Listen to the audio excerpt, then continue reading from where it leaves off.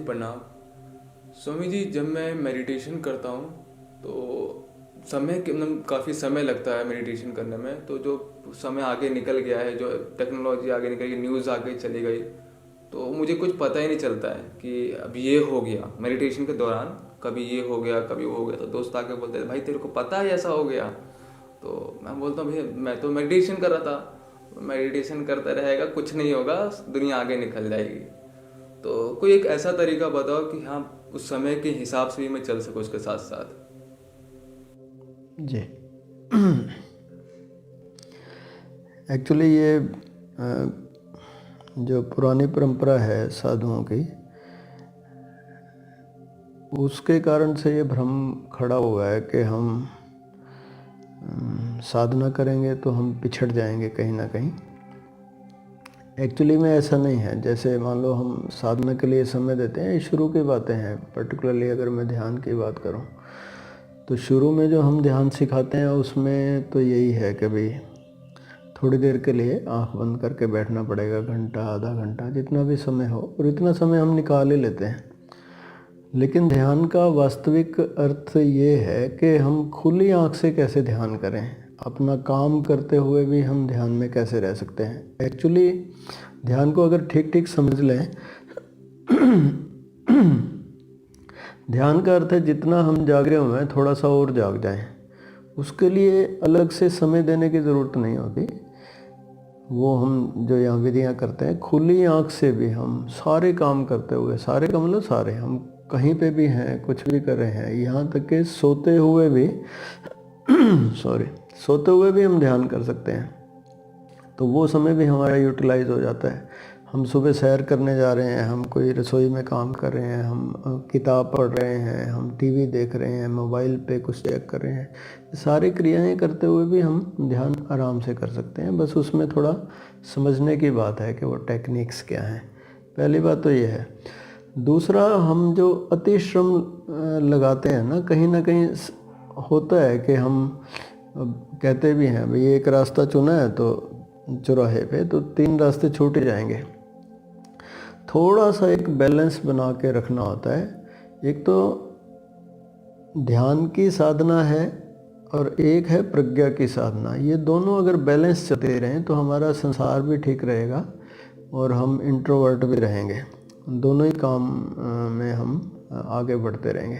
तो उसमें कुछ प्रज्ञा की साधना क्या है, एक विजडम पैदा हो, एक सेंस ऑफ डिस्क्रिमिनेशन हो, एक क्लैरिटी हो कि भाई मैं क्या कर रहा हूँ, क्या करना है, कितना मुझे चाहिए। एक छोटी सी बात है, जैसे मुझे एक बैलेंस बना के रखना पड़ेगा कि मेरी नीड्स क्या हैं और मेरी डिमांड्स क्या है। ये बहुत ही बारीक इसमें भेद आ जाता है, वेरी थिन लाइन है ना, discrimination between the need and my demands. आवश्यकता मेरी क्या है और मेरी कामना क्या है। आवश्यकता तो ये है कि बेसिक चीज़ें हैं, खाने पीने का जुगाड़ हो, अच्छा रहने का जुगाड़ हो, और मतलब रोटी कपड़ा और मकान, बेसिक नीड्स कह लें तो हमारी इंद्रियों की आवश्यकताएं हैं, शरीर की आवश्यकताएं हैं, इमोशंस के लेवल पे हमारी आवश्यकताएं होती हैं, मन के तल की। तो आवश्यकताओं को पूरा करना तो ज़रूरी है, उसके लिए जितना श्रम हम करें वो अच्छा है। लेकिन हम कामनाओं को पूर्ति के लिए, जैसे मान लो मुझे फॉर एग्जांपल एक कार है, तो एक कार हो, ठीक है, नॉर्मल कार है अपना, अच्छी क्वालिटी की, और लेकिन मेरे पास बहुत सारी कारें हों, बड़ी बड़ी कारें हों, है ना, तो ये ज़रा कामना हो गई। मेरे पास एक अच्छा स्टैंडर्ड का अच्छा घर हो रहने के लिए, लॉन वॉन हो, सब ठीक हो, वो तो ठीक है। लेकिन मैं जहाँ जाऊँ वहीं पे मेरा मकान होना चाहिए, इतने मकान, इतने प्लॉट्स होने, ये ज़रा फिर कामना का क्षेत्र, इसका फिर अंत नहीं है।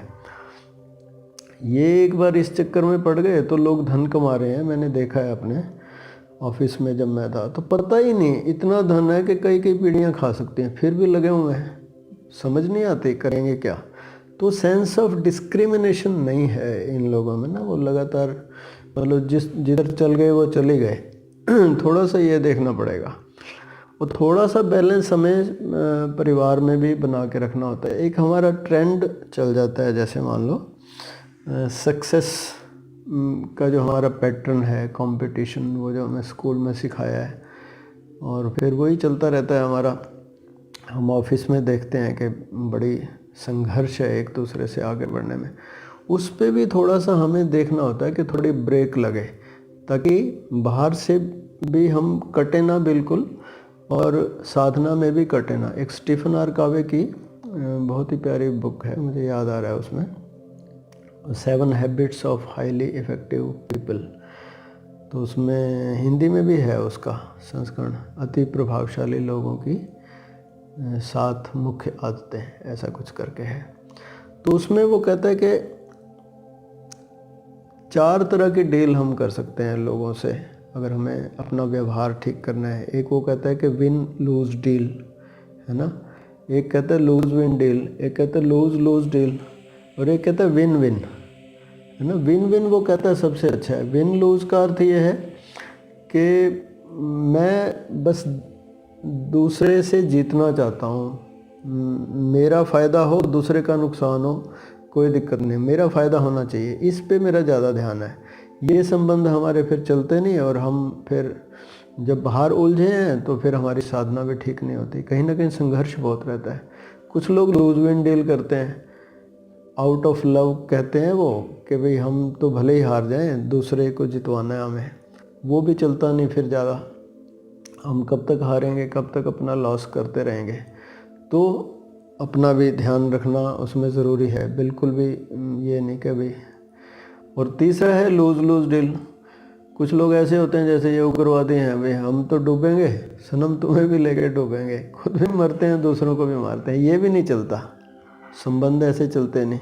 चौथा जो है समाज में रहने के लिए, परिवार में रहने के लिए, win win deal, particularly office में, मैं भी जीतूँ तुम भी जीतो। तो जब मैं किसी से डील करता हूँ, चाहे फाइनेंशियल डील है, चाहे रिलेशंस में है, चाहे कुछ भी है, थोड़ा अपना भी ख्याल, थोड़ा दूसरे का। ज़्यादा इतना कर सकते हैं कि अपने को 51 रख लो %, दूसरे को 49, या अपने को 49 कर लें, दूसरे को 51 कर लें। ऐसे रिलेशंस चलते हैं। और हम देखते हैं जब समाज में हमारा संघर्ष नहीं है, परिवार में संघर्ष नहीं है, तो फिर हमारी साधना भी ठीक चलती है, संसार में भी बैलेंस बना रहता है। एक आध पॉइंट और भी स्टीफन आर कावे ने बहुत अच्छा कहा। वो कहते हैं कि एक चीज़ है डिपेंडेंसी, हम दूसरे पे, हम परतंत्र हैं, दूसरे पे डिपेंडेंट हैं। वो कहते हैं डिपेंडेंसी से इंडिपेंडेंसी पे आना ज़रूरी है। इंडिपेंडेंसी यानी स्वतंत्रता इज़ बेटर देन डिपेंडेंसी, परतंत्रता से अच्छी है स्वतंत्रता। जैसे रामायण में भी आता है, पराधीन सपने हो सुख नाही। अगर हम दूसरे पे लगातार डिपेंडेंट है, चाहे वो किसी भी फील्ड में है, फाइनेंशियल फील्ड है या और कोई फील्ड है, तो फिर हमारी साधना नहीं होगी। एक अंदर द्वंद्व चलता ही रहेगा कि कैसे मैं राइज करूं, कैसे। फाइनेंशियल इंडिपेंडेंस की बहुत बात होती है, यहाँ तक ठीक है संसार में सफलता। लेकिन स्टीफन आर कावे बहुत अच्छी बात कहता है। वो कहता है एक और चीज़ है इंटरडिपेंडेंसी, सहतंत्रता या समतंत्रता, जो भी कहना चाहो आप। Interdependency is better than independency. Dependency से हम आए इंडिपेंडेंसी पे, और इंडिपेंडेंसी से इंटरडिपेंडेंसी। इंटरडिपेंडेंसी को वो कहता है लव, प्रेम। वो जो हमारा एक बाहर का पैटर्न बना हुआ है ना, जीतने का, कि हमें स्वतंत्र होना है, उससे फिर हम समतंत्रता या सहतंत्रता पे आए। जीतने का जब हम मज़ा ले रहे हैं, बाहर के संसार में सक्सेस होने का मज़ा ले रहे हैं, दूसरों की हम बिल्कुल परवाह नहीं कर रहे, विन लूज डील कर रहे हैं, उसको वो कहता है कामना, है ना। तो कामना से फिर हमें प्रेम पे आना पड़ेगा। ये बाहर का संबंध फिर घर में नहीं चलता, घर में फिर ये प्रेम वाला संबंध। क्या फ़र्क है डिपेंडेंसी में? तो ये है कि जैसे एक छोटा बच्चा डिपेंडेंट है, ही कैन नॉट से नो टू हिज पेरेंट्स। या कोई एम्प्लॉय है, वो अपने एम्प्लॉयर को नो नहीं कह पाता, he don't have capacity to say no. ये डिपेंडेंसी है, ये आदमी परेशान रहेगा, इसका ध्यान में लगने वाला नहीं है। तो पहले हम डिपेंडेंट हों, डिपेंडेंट से इंडिपेंडेंट हो। इंडिपेंडेंट का अर्थ यह है कि I have now the capacity to say no and I enjoy saying no. मैं नो कह भी सकता हूँ और मैं नो कहने का मज़ा भी लेता हूँ, मना करने का मेरी अथॉरिटी है, आई एन्जॉय इट। लेकिन ये भी कहीं ना कहीं काम है, ये भी कहीं ना कहीं भोग है। तीसरा जो एक बहुत महत्वपूर्ण स्टेप जिसे वो इंटरडिपेंडेंसी कह रहा है कि I have the capacity to say no but out of love I say yes, है ना, कि मैं चाहूँ तो ना कर सकता हूँ और लेकिन मैं अपनी मौज है, मैं हाँ कहता हूँ, कोई बात नहीं। तो हारने का मज़ा हमें थोड़ा सीखना पड़ेगा। जैसे हम घरों में देखते हैं दादा पोता कुश्ती लड़ रहे हैं, तो दादा निश्चित रूप से बच्चे को पोते को हरा सकता है, कभी पंजा लड़ाएगा, कभी कुश्ती लड़ेगा, लेकिन वो ऐसा प्रिटेंड करता है कि वो नीचे गिर जाएगा और पोता छाती पे चढ़ के कहता है मैं जीत गया, और दादा भी खुश होता है कि हाँ मैं हार गया। ऐसा एक संबंध जो है ना वो हमें हैबिट के कारण हम नहीं कर पाते। बाहर हम जो जीतने की आदत है उसी को घर में लेके आते हैं और उसके कारण से तो ये जो हमारे संघर्ष चलते रहते हैं ना घरों में, परिवार में और संबंधों में या के ऑफिसेस में, इसके कारण से भी काफ़ी टसल रहती है। एक बात हमें बिल्कुल ध्यान देनी पड़ेगी कि अगर बैलेंस बना के नहीं चले, संसार में अगर हम लूज़ कर गए तो भी साधना नहीं होगी, और अगर साधना में बहुत ज़्यादा इंट्रोवर्ट हो गए तो फिर हमारा संसार भी नहीं चलेगा। इन दोनों का बैलेंस बना के रखना बहुत ज़रूरी है। Thank you.